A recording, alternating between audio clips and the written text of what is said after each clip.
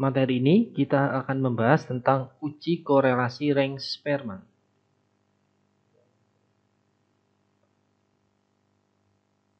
Apa itu uji korelasi Ring-Spearman? Yaitu analisis statistika non-parametrik yang digunakan untuk mengukur besarnya hubungan antara dua variabel yang memiliki skala data rasio atau interval, tetapi tidak berdistribusi norma, atau data memiliki skala minimal ordinal. Jadi dari definisi ini kita bisa melihat asumsi atau kondisi yang memperlihatkan kapan uji korelasi Ring-Spearman digunakan. Yang pertama, ketika data memiliki skala interval atau rasio tetapi tidak berdistribusi normal. Atau yang kedua, data berskala minimal ordinal. Bisa ordinal-ordinal, ordinal interval atau rasio, ataupun sebaliknya, tetapi tidak berdistribusi normal. Contoh kasusnya seperti ini. Jadi contoh kasusnya hampir sama dengan pada contoh kasus uji korelasi person. Perbedaannya adalah pada datanya ini untuk lama belajar dirubah menjadi kategori. Misalnya untuk lama belajar dikategorikan menjadi 1-4 jam per minggu, 5-8 jam per minggu, dan 8 jam per minggu.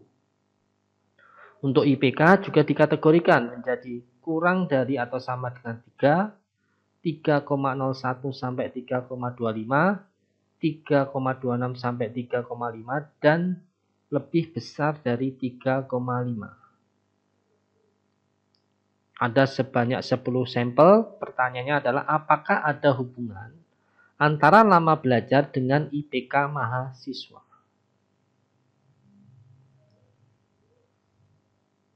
Untuk langkah penyelesaiannya, yang pertama, tentukan hipotesis, alfa, dan statistik uji. Jadi pertanyaan tadi, apakah ada hubungan antara lama belajar dengan IPK? Jadi ini akan menjadi H1 atau hipotesis penelitian, yaitu ada hubungan yang signifikan antara lama belajar dengan IPK. H0-nya tidak ada hubungan yang signifikan antara lama belajar dengan IPK. Alfa ditentukan 0,05 atau 5%. Statistik ujinya menggunakan uji korelasi uji korelasi Ring-Spearman, di mana ini nanti akan kita hitung menggunakan bantuan software SPSS. Ini adalah struktur data uji korelasi Ring-Spearman di SPSS. Sama, terdiri dari dua kolom, yaitu ada kolom durasi dan kolom IPK. Yang perlu diperhatikan adalah untuk data di sini tidak bersifat numerik, semuanya berupa kategori. Jadi apabila kita klik view, value label yang kita aktifkan ini ada kode 1, 2, 3. Yang IPK juga sama, 1, 2, 3, sampai 4. Bagaimana kita mengatur kode-kode ini? Kita bisa masuk variable view. Di sini untuk durasi di values-nya kita isi kode 1 sampai 4 jam per minggu sampai kode 3 lebih dari 8 jam per minggu. Selanjutnya untuk IPK, values-nya juga harus diisi. Dimulai dari kode 1 sampai kode 4 dengan keterangan ini. Oke. Klik data view. Sekarang proses analisisnya menggunakan korelasi Ring-Spearman. Kita masuk ke analyze, correlate, bivariate. Kita masukkan lama belajar dan IPK. Di sini ceknya kita ganti dari person ke Spearman. Kalau sudah, klik OK. Ini adalah tabel output uji korelasi Ring-Spearman menggunakan software SPSS. Di sini untuk menjawab hipotesis penelitian sama dengan uji korelasi person, kita fokus dulu ke nilai signifikansi yang dihasilkan. Nilai signifikansi yang dihasilkan sebesar 0,003. Nilai ini lebih kecil dari 0,05 sehingga dapat disimpulkan terdapat hubungan yang signifikan antara lama belajar setiap minggu dengan IPK mahasiswa.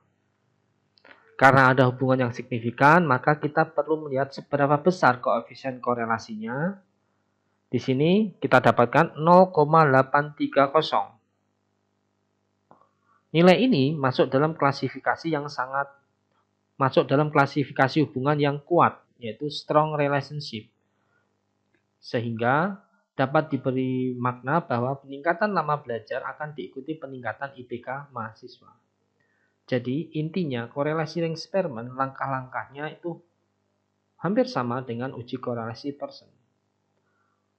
Step-stepnya dalam penilaian hipotesis maupun langkah-langkah di SPSS juga tidak jauh berbeda dengan prinsip uji korelasi Pearson. Perbedaannya adalah untuk uji korelasi Pearson dalam konteks parametrik, kalau uji korelasi ring eksperimen dalam konteks non-parametrik.